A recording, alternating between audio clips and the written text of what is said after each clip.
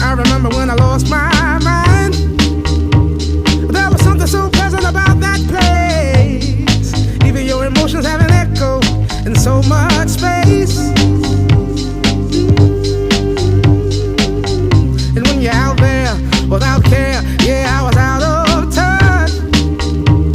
But it wasn't because I didn't know enough. I just knew too much.